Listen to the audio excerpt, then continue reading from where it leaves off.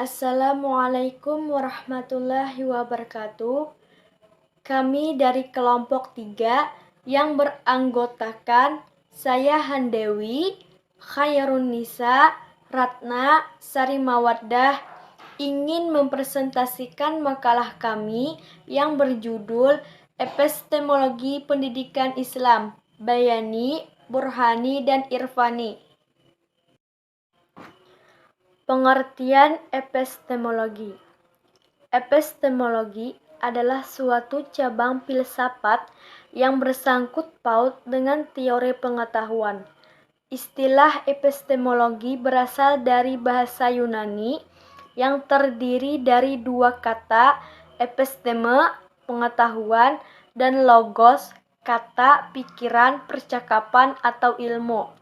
Jadi, epistemologi adalah kata, pikiran, percakapan tentang pengetahuan atau ilmu pengetahuan yang berurusan dengan hakikat dan lingkup pengetahuan, pengandaian-pengandaian, dan dasar-dasarnya, serta pertanggungjawaban atas pernyataan mengenai pengetahuan yang dimiliki. Epistemologi Islam. Epistemologi Islam menelaah tentang bagaimana pengetahuan itu menurut pandangan Islam, bagaimana metodologinya, bagaimana kebenaran yang diperoleh manusia menurut pandangan Islam. Epistemologis Islam mengambil titik tolak Islam sebagai subjek untuk membicarakan filsafat pengetahuan. Maka di satu pihak, epistemologi Islam berpusat pada Allah, dalam arti Allah sebagai sumber pengetahuan dan sumber segala kebenaran. Di lain pihak, filsafat pengetahuan Islam berpusat pula pada manusia, dalam arti manusia sebagai pelaku pencari pengetahuan atau kebenaran. Di sini manusia berfungsi sebagai subjek yang mencari kebenaran. Pendapat tersebut berdasarkan alasan bahwa manusia sebagai khalifah Allah berikhtiar untuk memperoleh pengetahuan sekaligus memberi interpretasinya. Dasar paling sentral dari nilai-nilai ajaran Islam yang menjadi prinsip-prinsip epistemologinya adalah adanya konsep tauhid atau iman, yaitu konsep sentral yang menekankan keesaan Allah tunggal secara mutlak, tertinggi secara metafisis dan aksiologis. Asal-usul epistemologi Bayani, Irfani, dan Burhani. Kronologi Bayani paling tidak telah dimulai dari masa Rasulullah Shallallahu Alaihi Wasallam, di mana beliau menjelaskan ayat-ayat yang sulit dipahami oleh sahabat. Kemudian, para sahabat menafsirkan Al-Quran dari ketetapan yang telah diberikan Rasulullah Shallallahu Alaihi Wasallam melalui teks. Selanjutnya, tabi'in mengumpulkan teks-teks dari Rasulullah dan sahabat. Kemudian, mereka menambahkan penafsirannya dengan kemampuan nalar dan ijtihadnya dengan teks sebagai pedoman utama. Akhirnya datang kemudian generasi setelah tabi'in yang melakukan penafsiran sebagaimana pendahulunya sampai berkelanjutan kepada generasi yang lain. Sedangkan Aristoteles merupakan orang yang pertama membangun epistemologi burhani yang populer dengan logika mantik yang meliputi persoalan alam, manusia, dan Tuhan. Aristoteles sendiri menyebut logika itu dengan metode analitik. Dengan demikian dapat dikemukakan bahwa logika Aristoteles lebih memperlihatkan nilai epistemologi daripada logika formal. Demikian pula halnya dengan diskursus filsafat kita dewasa ini yang melihat persoalan alam, Tuhan, dan manusia. Bukan lagi persoalan proposisi metafisika, karena epistemologi burhani dikedepankan untuk menghasilkan pengetahuan yang valid dan bangunan pengetahuan yang meyakinkan tentang persoalan duniawi dan alam. Dinamika kehidupan kontemporer dewasa ini bisa memilah-milah masing-masing pendekatan epistemologi Bayani dan Irfani karena masing-masing memiliki tipikal satu sama lain. Dan epistemologi burhani bisa menjadi pemoles keserasian hubungan antara kedua epistemologi di atas, yaitu Bayani dan Irfani. Irfani tidak berasal dari luar Islam, sebab kehidupan Rasulullah SAW, para sahabat dan tabi'in menunjukkan bahwa mereka dalam suatu waktu epistemologi di atas, yaitu Bayani dan Irfani. Irfani tidak berasal dari luar Islam. Sebab kehidupan Rasulullah SAW, para sahabat dan tabi'in menunjukkan bahwa mereka dalam suatu waktu akan menggunakan irfani, bahkan mempraktekkan irfani meskipun penanamannya belum ada. Salah satu bukti bahwa Rasulullah SAW membenarkan bahkan mengakui akan keberadaan makna irfani adalah hadisnya yang artinya, sesungguhnya Allah berfirman, barang siapa yang menyakiti seorang wali, maka aku mengumandangkan perang dengannya. Hambaku tidaklah mendekatkan diri kepadaku dengan sesuatu yang paling aku cintai, melainkan apa yang aku wajibkan padanya, dan hambaku senantiasa mendekatkan diri kepadaku dengan hal-hal yang sunnah hingga aku mencintainya. Jika aku sudah mencintainya, maka akulah pendengaran yang digunakan mendengar, penglihatan yang digunakan melihat, tangan yang digunakan memukul, dan kaki yang digunakan berjalan. Jika dia meminta padaku, aku akan memberikannya, dan jika dia berlindung kepadaku, maka aku akan melindunginya. Sedangkan riyadah dalam irfani seringkali dilakukan oleh Rasulullah SAW dan sahabat-sahabatnya seperti khulwah atau penyepian, tinggal di Masjid Nabawi, dan perilaku individu sahabat. Yang pertama, epistemologi bayani. Bayani adalah suatu epistemologi yang mencakup disiplin-disiplin ilmu yang berpangkal dari bahasa Arab, yaitu nahwu, fiqih, dan usul fiqih, kalam, dan balaghah. Dan pendekatan yang digunakan adalah dengan pendekatan lughawiyah atau bahasa. Dalam bahasa filsafat yang disederhanakan, pendekatan bayani dapat diartikan sebagai metodologi berpikir yang didasarkan atas teks. Dalam hal ini, teks sucilah yang memiliki otoritas penuh menentukan arah kebenaran.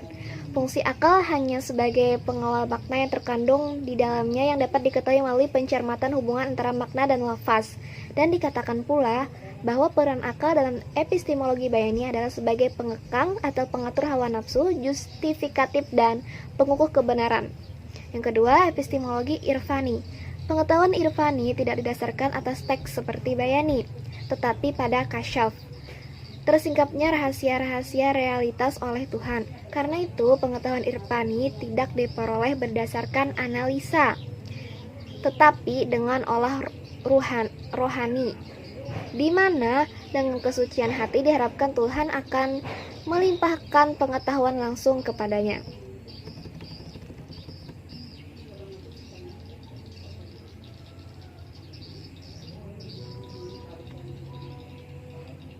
Dengan demikian, pengetahuan irfani setidaknya diperoleh melalui 3 tahapan. Yang pertama persiapan, yang kedua penerimaan, dan yang ketiga pengungkapan dengan lisan atau tulisan.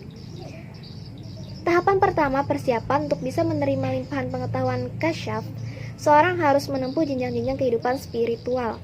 Setidaknya ada 7 tahapan yang harus dijalani, mulai dari bawah sampai puncak. Skip. Yang ketiga, epistemologi burhani. Berbeda dengan bayani dan irfani yang masih berkaitan dengan teks suci, burhani menyandarkan diri pada kekuatan rasio akal yang dilakukan lewat dalil-dalil logika.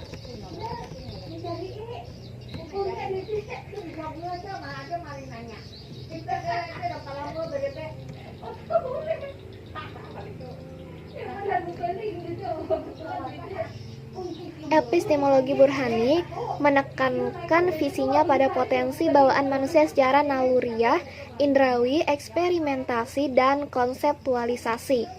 Fungsi dan peran akal dalam epistemologi burhani adalah sebagai alat analitik kritis. Epistemologi burhani disebut juga dengan pendekatan ilmiah dalam memahami agama atau fenomena keagamaan. Epistemologi burhani dapat menggunakan pendekatan sejarah, sosiologi, antropologi, psikologi, filsafat, dan bahasa. Selanjutnya, pengaruh pendidikan Barat terhadap pendidikan Islam. Kekalahan Islam akibat penghancuran Hulagu Khan terhadap Baghdad sebagai pusat kekuasaan Islam pada tahun 1258 mengakibatkan kemunduran umat Islam dalam segala bidang kehidupan, baik ekonomi, politik, budaya, maupun pendidikan.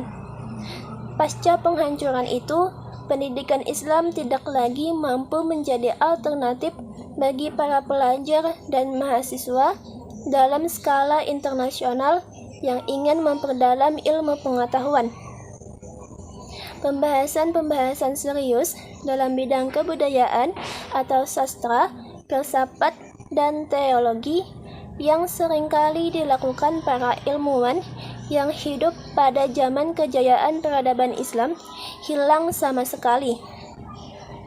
Pendidikan Barat yang diadaptasi oleh pendidikan Islam, meskipun mencapai kemajuan, tetapi tidak layak dijadikan sebuah modal untuk memajukan peradaban Islam yang damai, anggun, dan ramah terhadap kehidupan manusia. Pendidikan Barat itu hanya maju secara lahiriah, tetapi tidak membuahkan ketenangan rohani lantaran pendidikan tersebut hanya berorientasi pada pengembangan yang bersifat kuantitatif. Ukuran-ukuran hasil pendidikan lebih dilihat dari sudut seberapa jauh pengetahuan yang diserap oleh peserta didik. Tidak memperhatikan apakah tumbuh kesadaran diri peserta didik untuk bertindak sesuai dengan pengetahuan yang dikuasainya. Selanjutnya, pendekatan epistemologi pendidikan Islam. Pendidikan epistemologi Barat berbeda dengan epistemologi Islam. Epistemologi Barat telah melahirkan imperialisme ke seluruh dunia dengan pendekatan-pendekatannya yang meniadakan aspek teologi. Oleh karena itu, perlu dilakukan identifikasi pendekatan-pendekatan epistemologi Barat agar lebih jelas perbedaannya dengan epistemologi pendidikan Islam. Pendekatan-pendekatan tersebut antara lain pendekatan skeptis, rasional empirik, dikotomik, positifis, objektifis, anti-metafisika, empiris, ilmiah, filosofis, dan wahyu.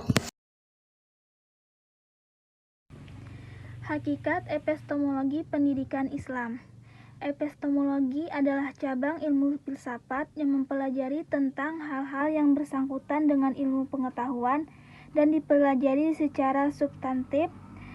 Kaitan dengan pendidikan Islam, banyak pendapat yang menjelaskan tentang pengertiannya. Misalnya, Tantowi menjelaskan bahwa rangkaian kata pendidikan Islam bisa dipahami dalam arti berbeda-beda antara lain. 1. Pendidikan menurut Islam. 2. Pendidikan dalam Islam. Dan 3. Pendidikan agama Islam.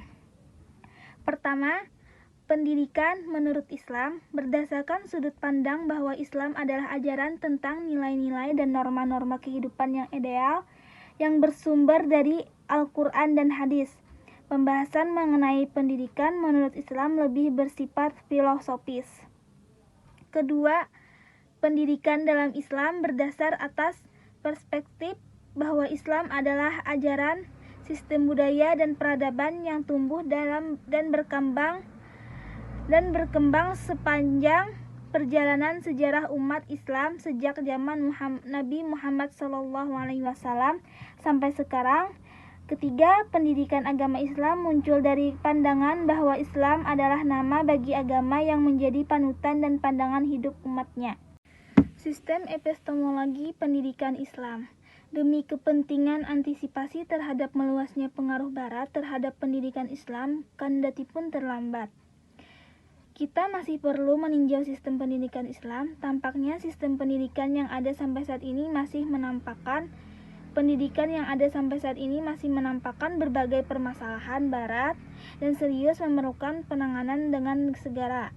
Dalam menangani permasalahan ini tidak dapat dilakukan sepotong-potong atau secara parsial, tapi harus dilakukan secara total dan integratif berdasarkan petunjuk-petunjuk wahyu yang menjamin arah pemecahan yang benar.